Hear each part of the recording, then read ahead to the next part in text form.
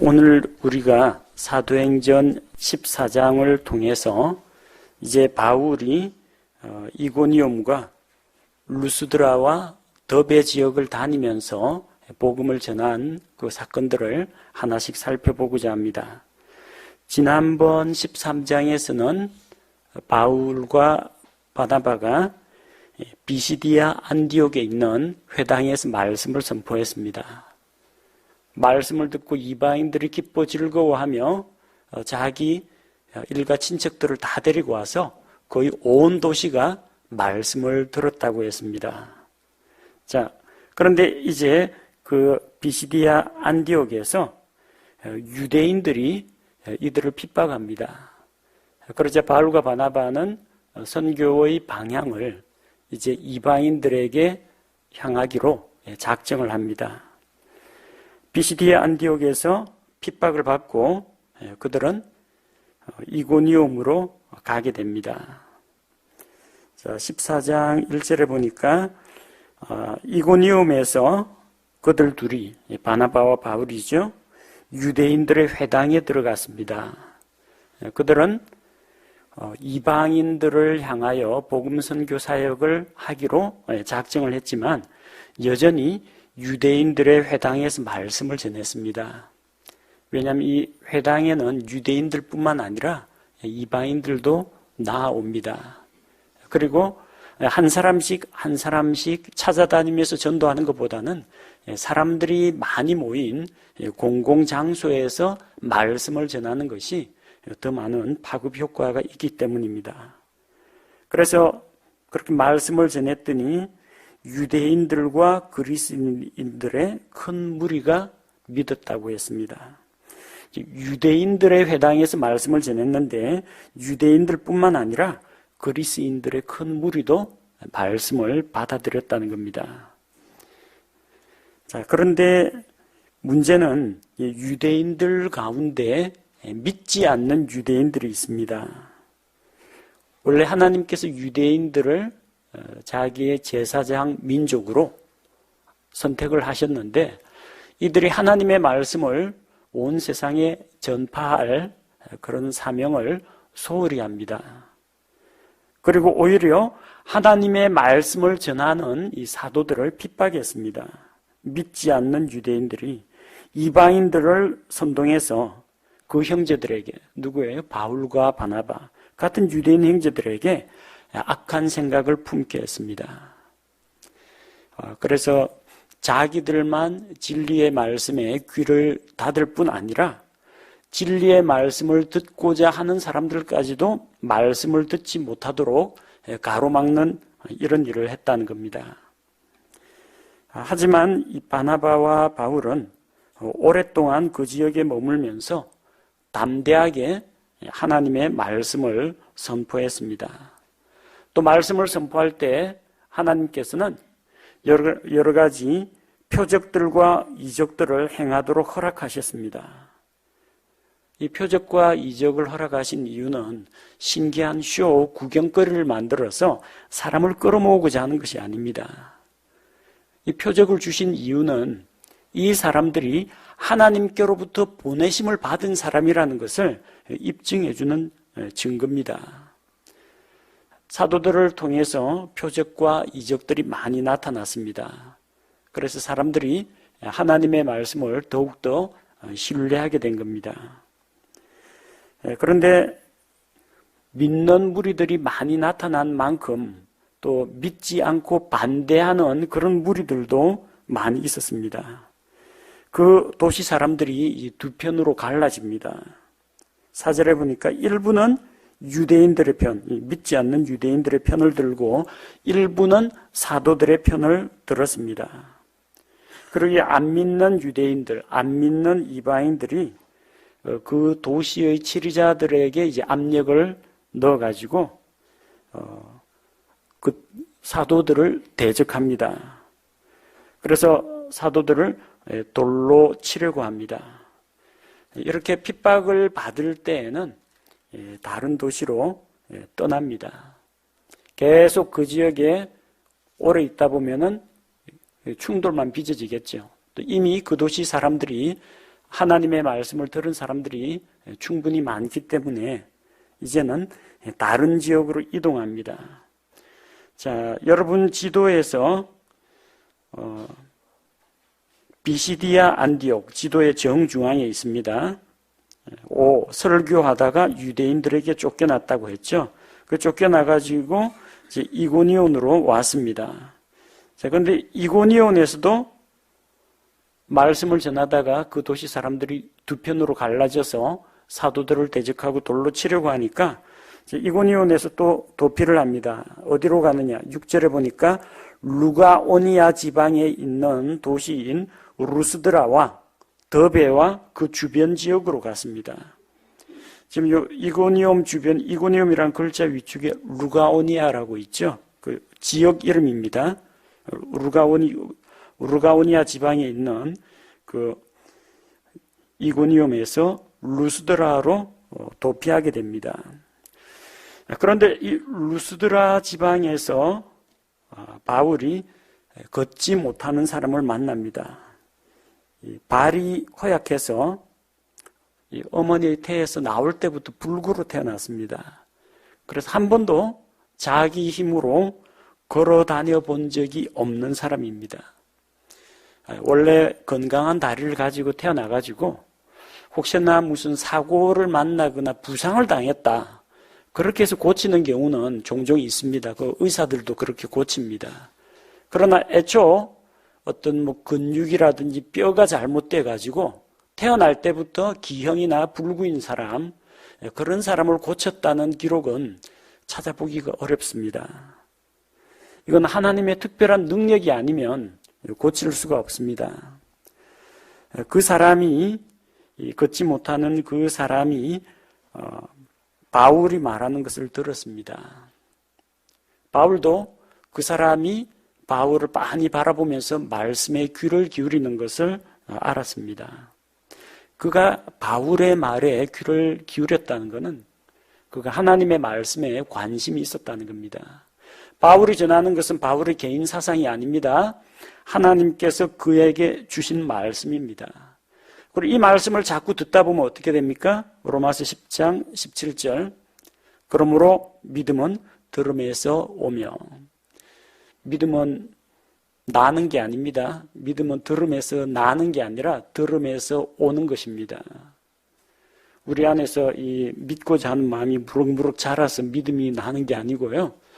말씀을 들을 때 또 내가 그 말씀을 받아들이기로 작정할 때 믿음이 옵니다. 어디서 와요? 믿음의 창시자요, 완성자이신 예수 그리스도로부터 믿음이 옵니다.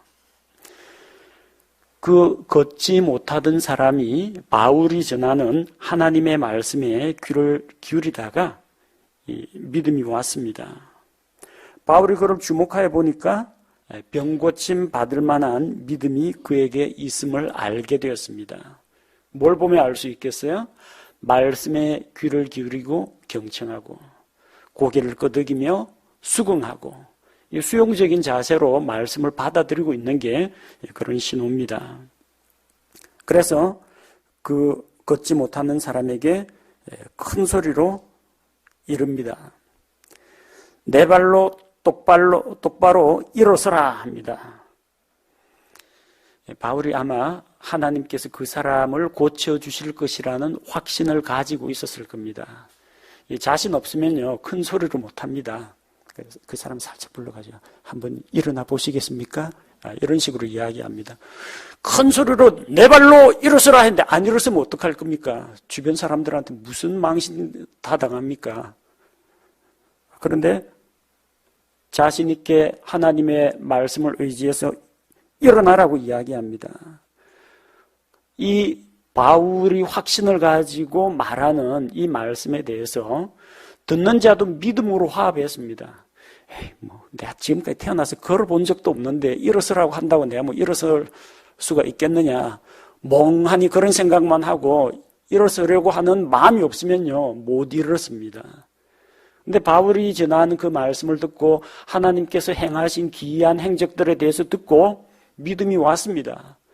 그래서 이번에는 예수님께서 걷지 못하는 자를 걷게 하고 소경의 눈을 뜨게 하시고 다 들으면서 수긍을 하고 있다가 이번에는 그를 향해서 이야기합니다.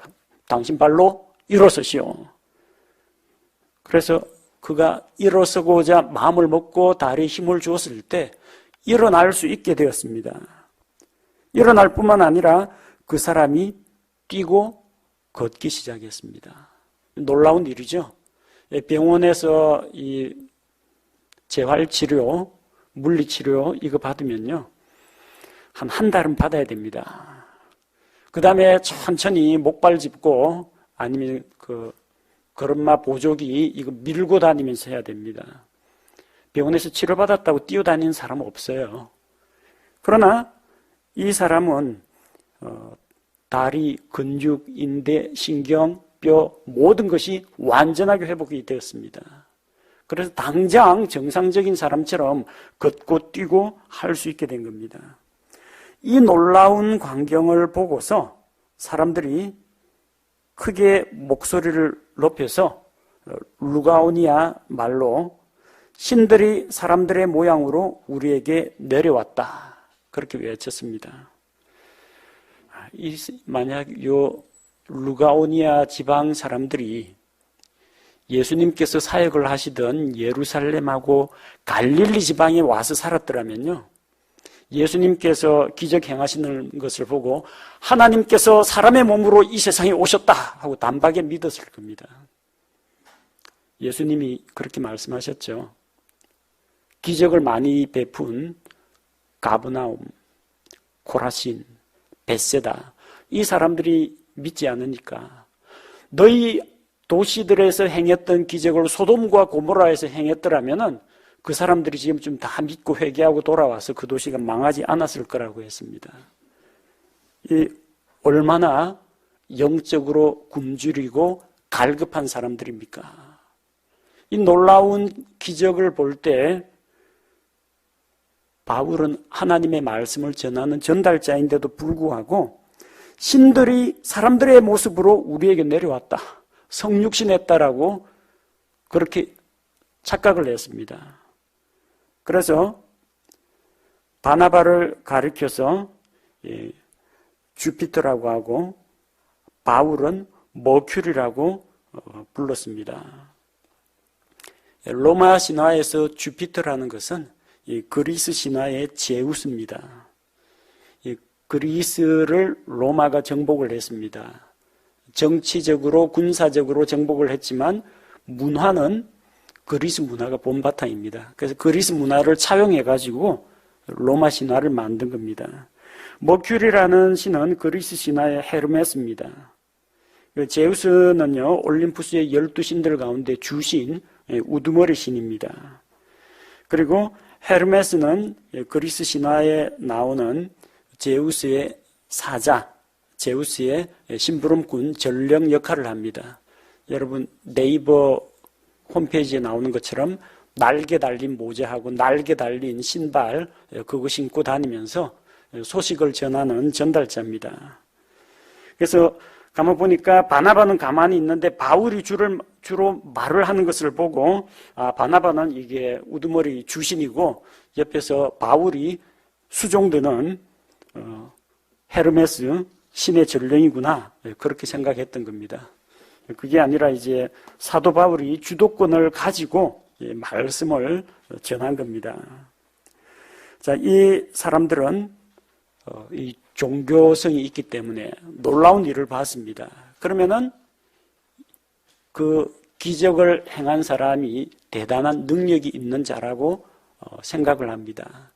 근데 이거는 기적을 행한 정도가 아니라 한 번도 보도 듣도 못한 놀라운 일, 태어나서부터 걷지 못하는 자를 걷게 한 일을 보고 기적 행하는 자가 아니라 신의 현신이라고 생각했던 겁니다.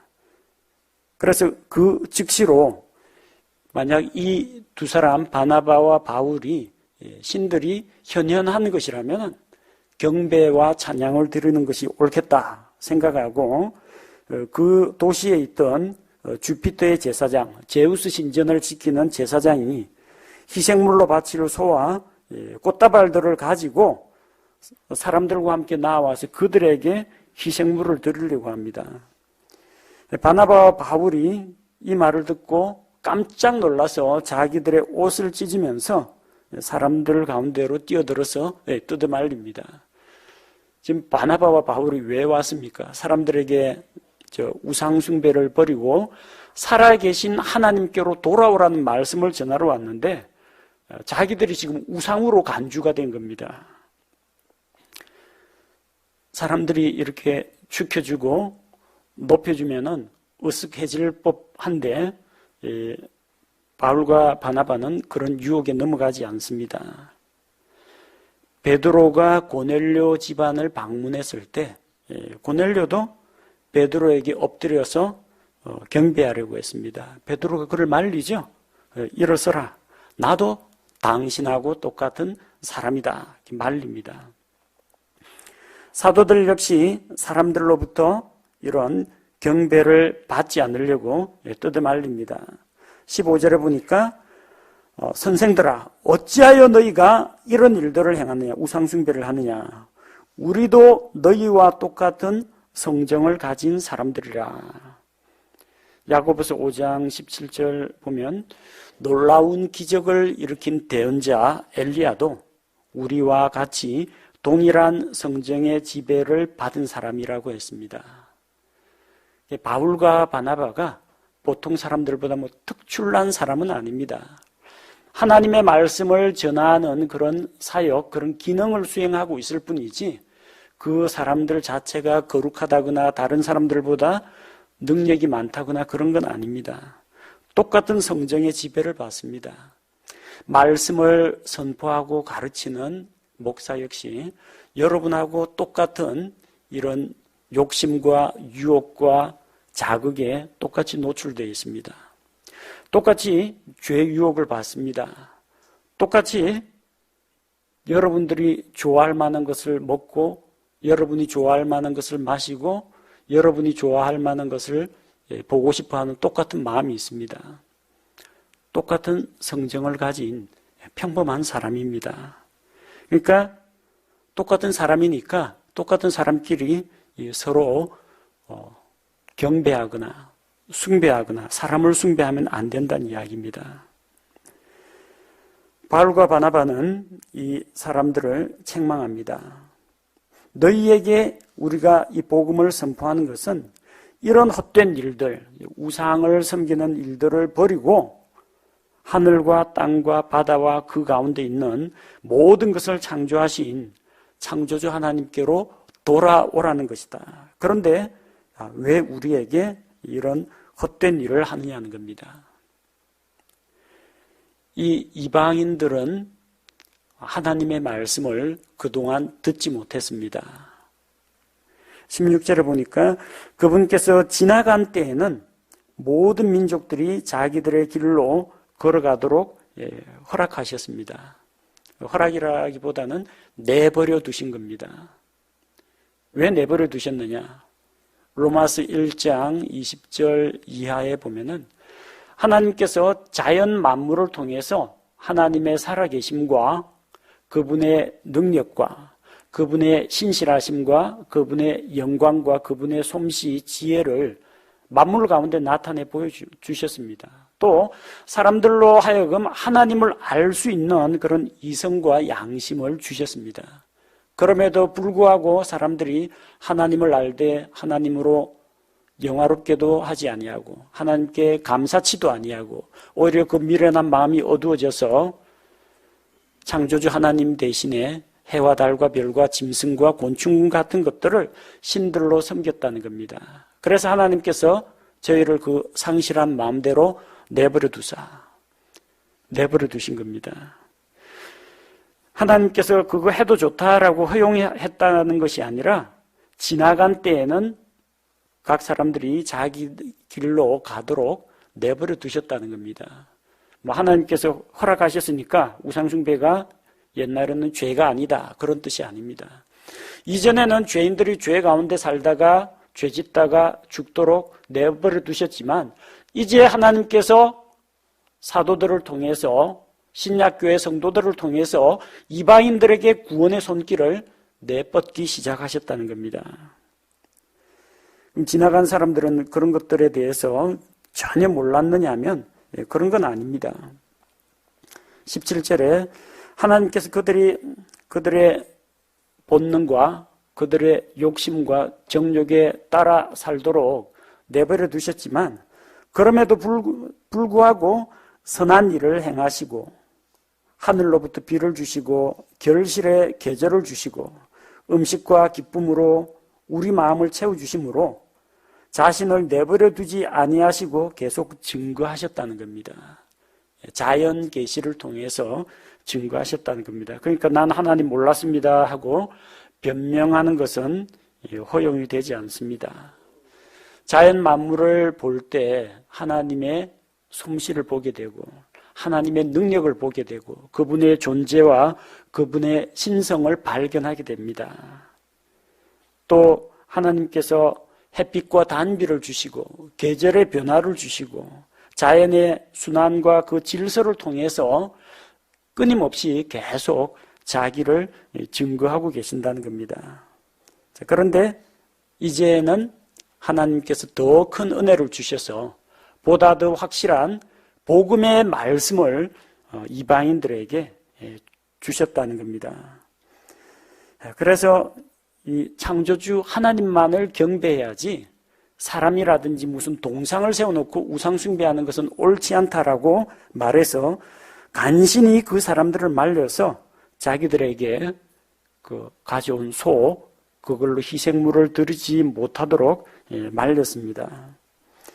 자, 이렇게 루스드라에서 놀라운 기적과 또 많은 사람들이 하나님의 능력을 실감하는 그런 사건이 일어났는데 19절에 보니까 어떤 유대인들이 안디옥과 이고니움에서 루스드라까지 찾아왔습니다. 그러니까 이 사람들은 단순히 나는 복음 안 들을래요 하고 거절하는 그런 정도의 사람이 아니고요. 누가 복음 전한다 하면 도시락 싸들고 다니면서 이웃 도시까지 따라다니면서 회방 놓는 사람들입니다.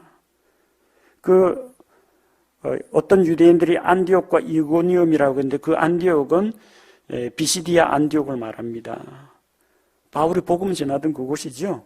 이고니움도 마찬가지입니다. 거기서 바울과 바나바가 이제 다른 곳으로 갔다니까 루스드라까지 따라왔어요.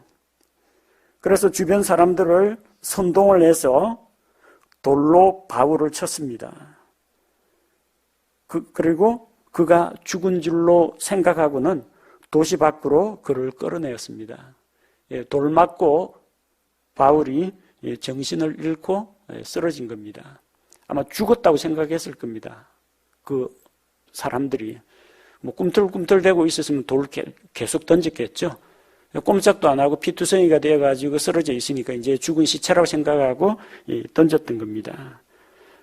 바로 이때 바울이 셋째 하늘로 올라가는 그런 체험을 한 것으로 추측이 됩니다. 저 위에 하늘나라는 어떻게 하면 갈 수 있습니까? 보통은 믿는 사람이 간다고 하죠. 근데 여러분 다 믿잖아요. 왜 안 갔어요? 믿고 죽어야 갑니다. 바울은 하나님을 믿고 하나님의 말씀을 선포했습니다. 살아있는 동안에는 복음을 선포하면서 삽니다. 근데 복음 전하다 핍박을 받아서 돌 맞아가지고 쓰러졌습니다. 거의 죽음의 상태까지 간 겁니다.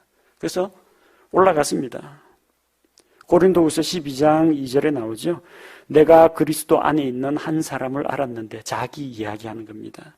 그 사람은 14여 년 전에 셋째 하늘로 체에 올라갔느니라. 그 사람이 몸 안에 있었는지 내가 말할 수 없으며 몸 밖에 있었는지 내가 말할 수 없으나 하나님은 아시느니라. 이 바울의 영과 혼이 몸 안에 있는 상태에서 그냥 눈으로 그냥 환상을 보게 된 건지 아니면은 영과 혼이 육체 밖으로 빠져나와가지고 정말로 하늘에 올라가서 생생하게 보았는지 내가 내 입으로는 말할 수 없지만 하나님은 알고 계시다고 했습니다. 그래서 그곳에서 주님을 만나 뵙고 사람이 가히 이르지 못할 말, 할 사람이 해서는 안 되는 그런 말들을 다 듣고 왔습니다. 그런데 자기가 보고 들은 것을 말하는 것은 법에 어긋난다. 그러면서 사람들이 자기에 대해서 너무나 신기하게 여기고 그 죽었다가 살아난 것과 같은 그런 체험을 한 사람으로 존귀하게 여기거나 아니면은 경배하게 될까봐, 숭배하게 될까봐 자기는 말을 하지 않겠다고 했습니다. 그리고 이런 너무나 놀라운 체험들을 많이 했기 때문에 혹시라도 바울이 교만해질까봐 하나님께서 육체의 가시, 그를 괴롭히는 어떤 것을 그의 몸에 주셨다고 기록이 되어 있습니다.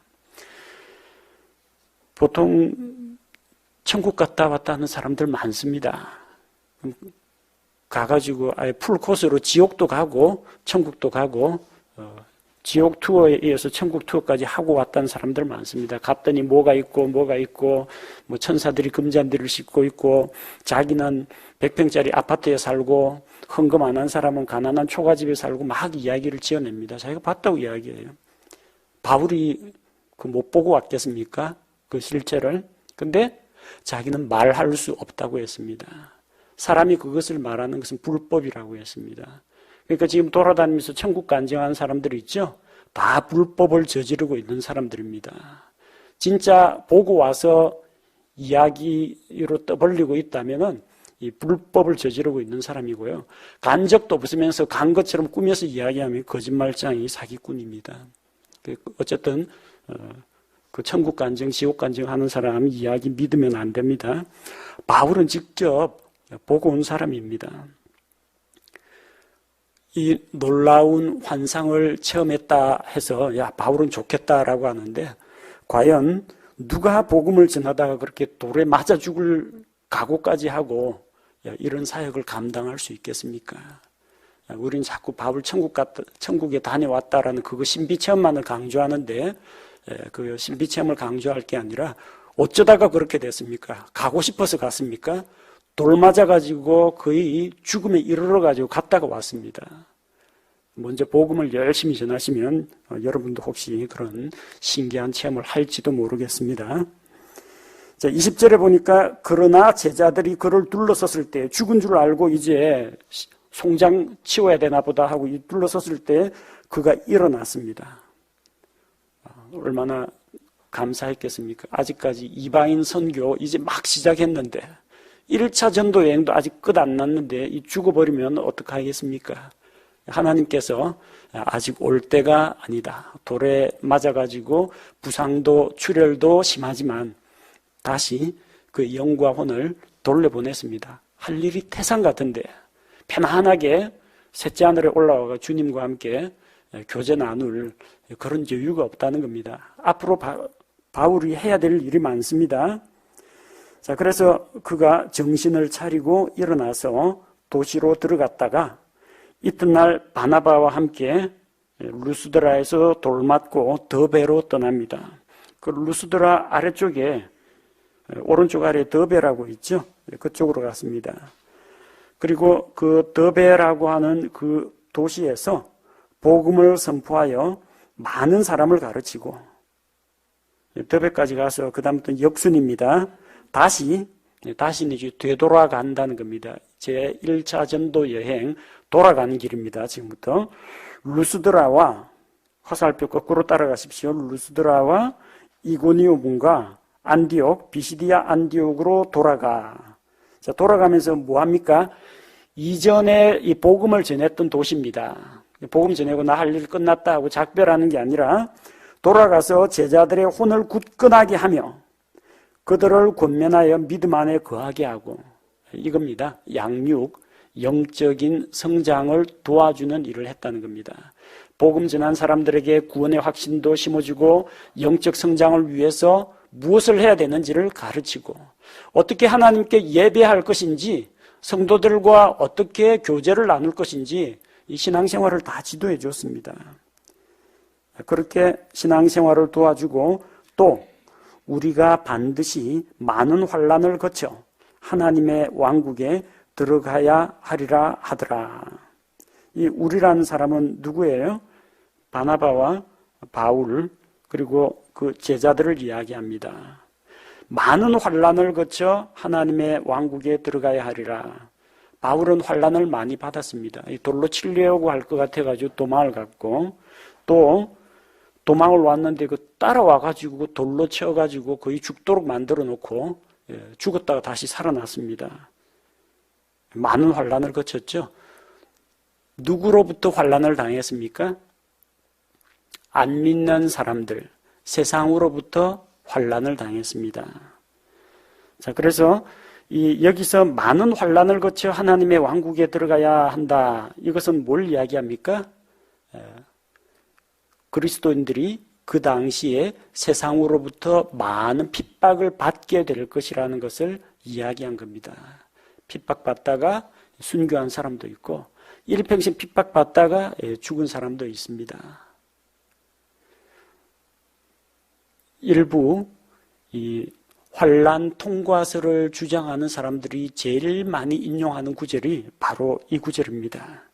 우리가 많은 환난을 거쳐 하나님의 왕국에 들어가야 한다. 이걸 가지고 이 환난을 마지막 대환난으로 이야기하는 겁니다.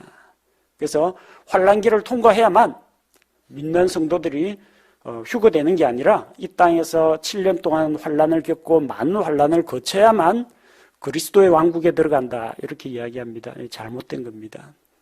왜 잘못됐느냐? 성경에 나오는 환난은 두 종류의 환난이 있습니다. 글자는 똑같이 환난이고 트리뷸레이션이라고 똑같은 단어 씁니다. 뭐가 다르냐?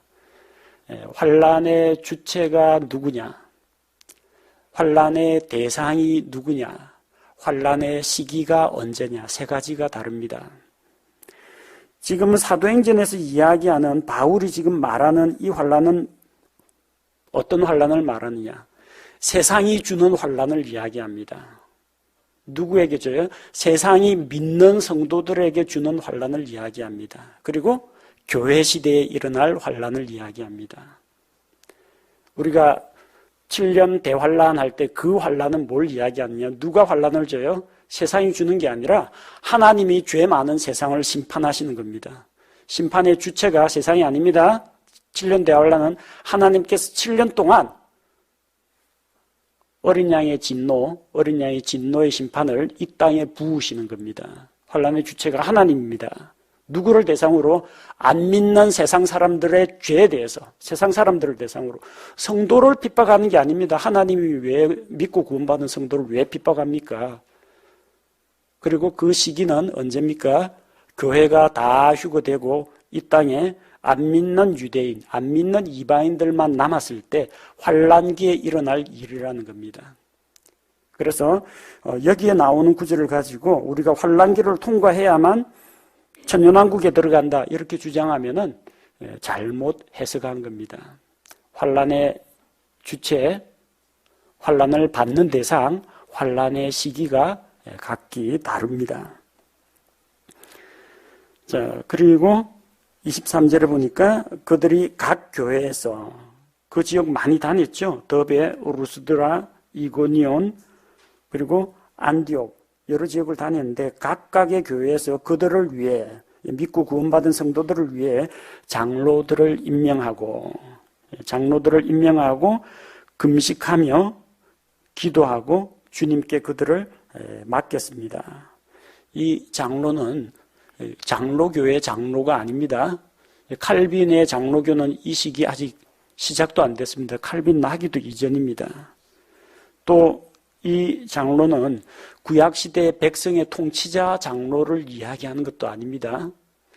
이건 신약교회의 장로입니다. 감독, 장로, 목사 각기 다른 이름으로 불리지만 목회자를 장로라고 불렀습니다. 사도 요한도 사도 베드로도 자기를 가리켜서 장로라고 불렀습니다. 신앙의 선배요, 다른 사람의 신앙을 지도하고 영적인 조언과 지혜를 줄 수 있는 사람이 장로입니다. 그래서 교회마다 목회자들을 세우고 그리고 금식하고 기도하면서 자기들이 믿고 의지하는 주님께 그들을 맡기고 떠났습니다. 그곳에 계속 눌러붙어 가지고 지역교회를 맡는 것보다는 계속 이곳저곳 아직까지 복음을 듣지 못한 곳에 다니면서 말씀을 전하기를 원했던 겁니다.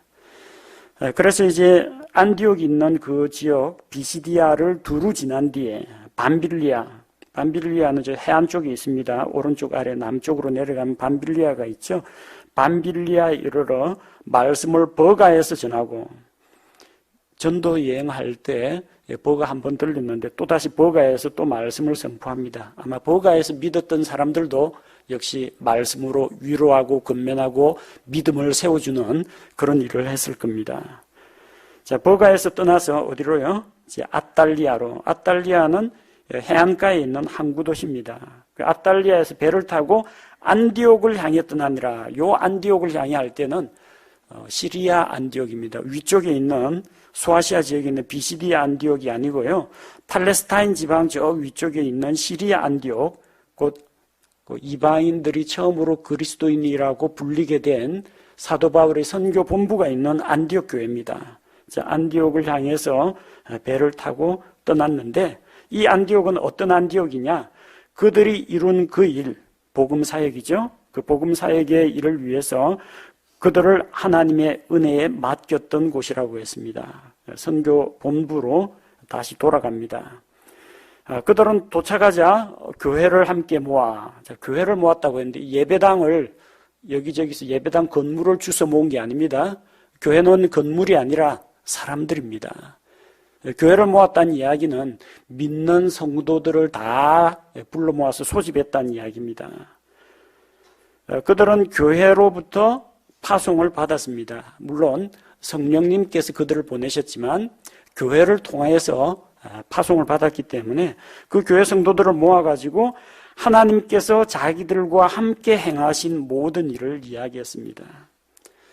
선교 보고할 때 어떤 분들은 제가 그곳에 갔을 때는 믿는 사람이 아무도 없었지만 제가 그곳에 교회를 세우고 몇 명의 전도자, 기울신자를 얻었고 제가 무엇을 했고 자기가 사역한 것을 이야기합니다. 사도들은 뭐라고 이야기합니까? 하나님께서 자기들과 함께 행하신 모든 일, 주어가 뭡니까?